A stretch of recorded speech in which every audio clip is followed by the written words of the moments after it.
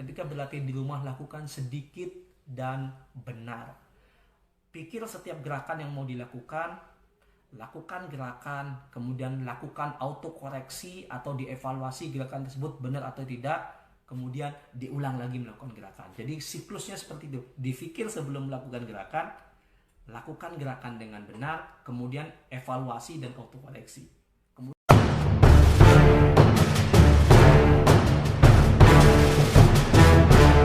Oke, nah ini polanya. Yang nomor 1, berlatih rutin mandiri di rumah. Yang nomor 1 adalah dilakukan secara rutin minimal 1 jam. Iya, minimal 1 jam. Nah, pertanyaannya, mungkin nggak sih 1 jam itu dilakukan langsung selama 1 jam? Maka jawabannya adalah saya jamin itu tidak akan bisa terjadi. Kesibukan kita banyak, guys. Nah, si Fu David punya sebuah metodologi yang sangat hebat menurut saya, bahwa ketika kita butuh berlatih minimal 1 jam setiap harinya, itu minimal ya guys, bisa 2 jam, bisa 3 jam ya, itu dipecah menjadi 5 sampai 6 bagian. Jadi sekali latihan itu minimal sekitar 10 menit. Jadi kita sempatkan ketika kita pagi, misalnya kalau yang muslim habis sholat subuh, atau kalau yang non muslim dia habis bangun pagi, sempatkanlah waktu 10 menit tuh latihan pukul. 10 menit aja latihan pukul ya, atau latihan langkah 10 menit. Nah, udah, kemudian nanti setelahnya agak siang, istirahat siang ketika yang bekerja jam 12 gitu, habis, kalau yang muslim habis sholat duhur, kalau yang non muslim habis istirahat makan siang. 10 menit gunakan untuk melatih konsep latihan bohong. 10 menit. Kemudian sore setengah 4 gitu kan, lanjut lagi latihan 10 menit. Habis maghrib ya, atau habis mandi, kita sore menjelang malam latihan 10 menit. Malam kita latihan 10 menit, mau tidur kita latihan 10 menit. Pas ya. Jadi ini metodologi yang unik. Jadi latihan rutin itu harus dilakukan minimal 1 jam setiap hari. Fungsinya apa guys? Fungsinya ada itu sebagai constant reminder ke badan kita. Constant reminder ke badan kita bahwa Wing Chun itu harus diterapkan di setiap hari. Sehingga badan kita akan selalu teringat dengan konsep itu. Kalau itu tidak dilakukan dan kita hanya berlatih 2 kali seminggu, 2 jam, maka yang terjadi, Wing Chun itu, operating system Wing Chun ini tidak akan masuk ke badan kita. Muscle memorinya itu akan hilang. Gak akan ada muscle memorinya. Padahal yang dibutuhkan adalah bagaimana kita menjadikan Wing Chun ini sebagai habit, sebagai kebiasaan.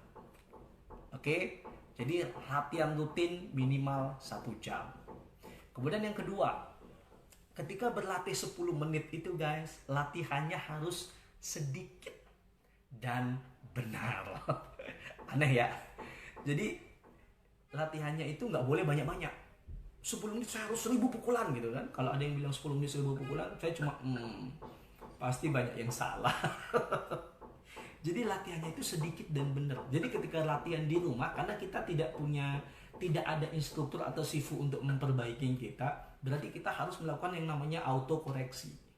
Sehingga ketika kita ingin melakukan sebuah gerakan, misalnya kita footwork nih, lebih baik kita lakukan hanya 5, 10 sampai 20 footwork, tapi setiap melakukan footwork itu dipikir ya, kemudian dilakukan, kemudian dikoreksi.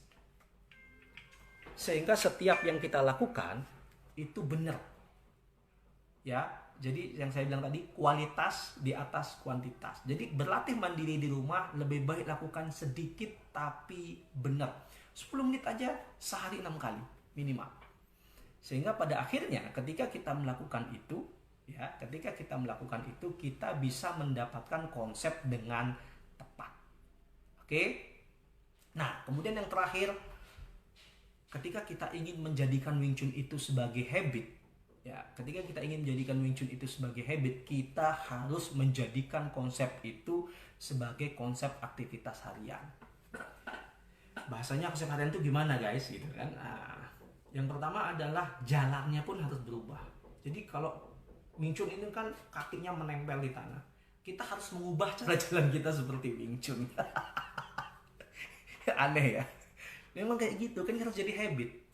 Mengangkat barang biasanya kita ngangkat dengan tenaga berat gitu kan, menggunakan bahu, tenaga gitu. Sekarang mengangkatnya pun juga berbeda. Ngangkatnya pun harus menggunakan konsep Wing Chun. Oke, sampai saya ini lucu. Jadi pernah member itu ikut di mobil saya ketika pulang gitu kan. Saya lagi nyetir seperti ini guys. Ya, posisinya seperti ini nih nyetir nih. Nah, posisinya seperti ini nih. Cuma di bawah ini. Nyetirnya seperti ini. Posisinya seperti ini tapi di bawah. Nah, jadi yang paham justru malah member bilang itu nyetirnya kok sinking elbow banget. Saya pun nggak paham. Jadi member sendiri yang mencirikan bahwa nyetir aja itu sinking elbow gitu loh. Nah, bagaimana kita menjadikan konsep Wing Chun itu dalam harian, aktivitas harian kita itu menjadi sebuah pengingat yang luar biasa untuk badan kita, sehingga Wing Chun itu jadi sebuah habit guys. Oke ya, jadi itu pola berlatih di gun dan pola berlatih mandiri. Nah, permasalahannya kenapa harus seperti itu guys? Karena berlatih di gun saja itu pasti tidak akan cukup. Ketika kita hanya berlatih 2 kali seminggu, 2 jam gitu ya, berarti cuma seminggu cuma 4 jam. Itu kita akan membutuhkan waktu yang sangat lama sekali untuk bisa memahami konsep Wing Chun. Dan 2, bagaimana kita menggunakan Wing Chun itu, memasukkan Wing Chun itu ke dalam badan kita sehingga Wing Chun itu menjadi sebuah habit. Inilah pola berlatih dalam Wing Chun. Oke, bagi teman-teman yang melewatkan ya, sebelum kesimpulan gitu ya, bagi teman-teman yang melewatkan video ini, teman-teman bisa saksikan di YouTube channel kami nanti di Combat Wing Chun dalam 1 kali 24 jam sudah akan terupload. Kita juga punya 3 channel yang lain selain YouTube, tolong YouTube-nya di subscribe gitu ya. Kita punya channel yang namanya channel fanpage Facebook, tempat kita selalu live ya, namanya Combat Wing Chun. Kita punya Instagram, tempat kita mengupload semua jawaban-jawaban dari pertanyaan gitu ya, jawaban dari semua pertanyaan-pertanyaan yang masuk ke kita. Instagram kita namanya CVT Indonesia, dan terakhir kita punya forum diskusi Telegram namanya CVT Diskusi Wing Chun. Bagi yang ingin ikut masuk di forum Telegram, bisa melihat nomor untuk mendaftarnya di fanpage Facebook kita. Kesimpulan gitu kan. Kesimpulan yang pertama adalah ketika kita berlatih Wing Chun itu ada metodologinya. Konsepnya adalah berlatih Wing Chun itu kualitas di atas kuantitas. Itu yang nomor 1. Kemudian berlatih Wing Chun ada di 2 tempat, berlatih di gun atau di tempat latihan, dan berlatih di rumah. Ketika kita berlatih di gun, yang dibutuhkan nomor 1 adalah pemahaman konsepnya. Pemahaman konsep dimulai dari etimologi bahasa yang melekat dari setiap konsep. Itu yang nomor 1. Kemudian yang kedua adalah apa makna di balik konsep tersebut. Kemudian yang nomor 3 ada bagaimana struktur melakukan konsep itu.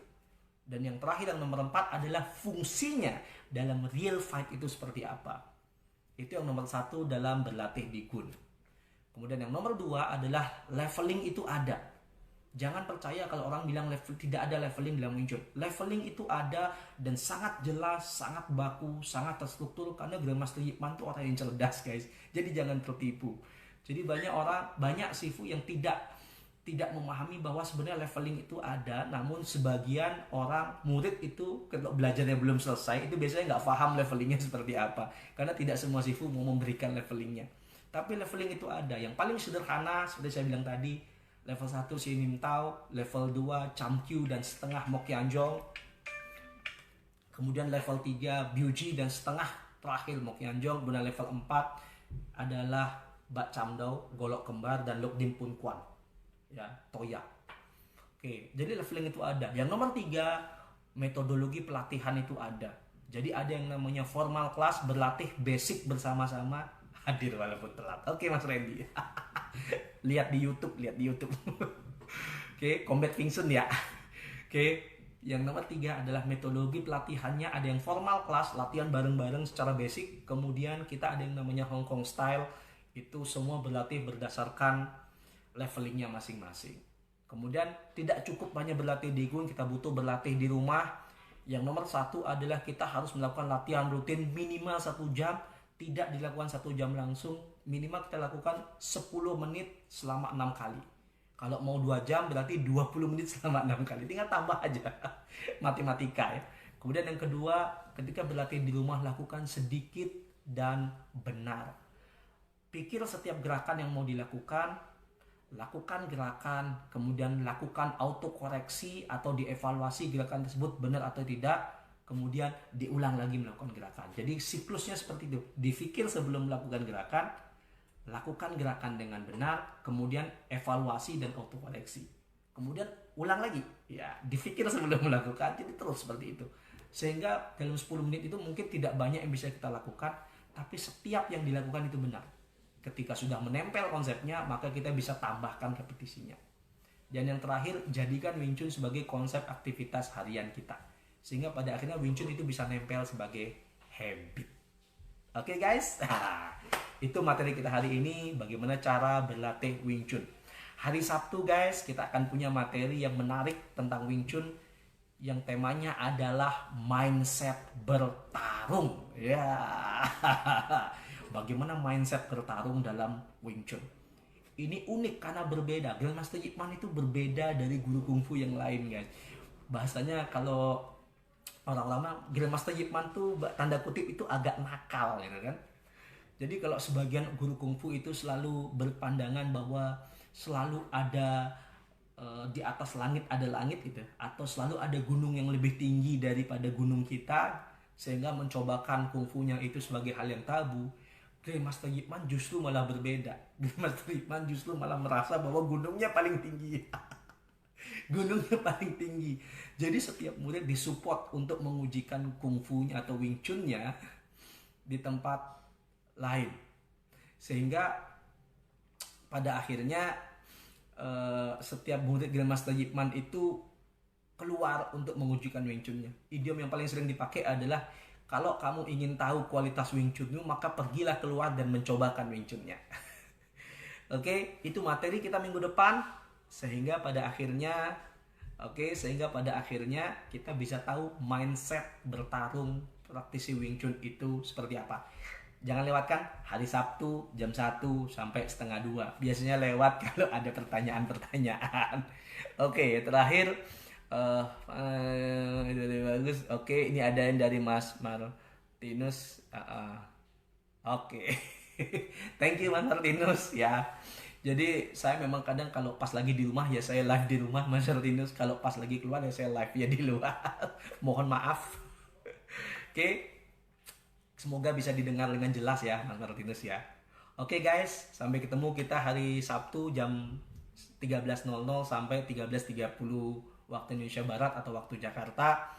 Bagi teman-teman yang belum masuk ke 4 channel kami, kita punya channel YouTube yang namanya Combat Wing Chun. Silahkan subscribe, like, and share. Kita punya channel yang namanya Facebook fanpage yang di sini, yang live ini namanya Combat Wing Chun. Kita punya channel Instagram.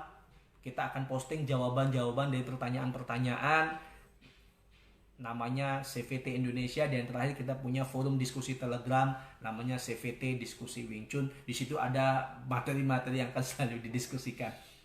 Oke guys, sampai ketemu lagi hari Sabtu. Temanya mindset bertarung dalam Wing Chun. Semoga tetap selalu sehat. Stay safe guys. Ini masih masa corona.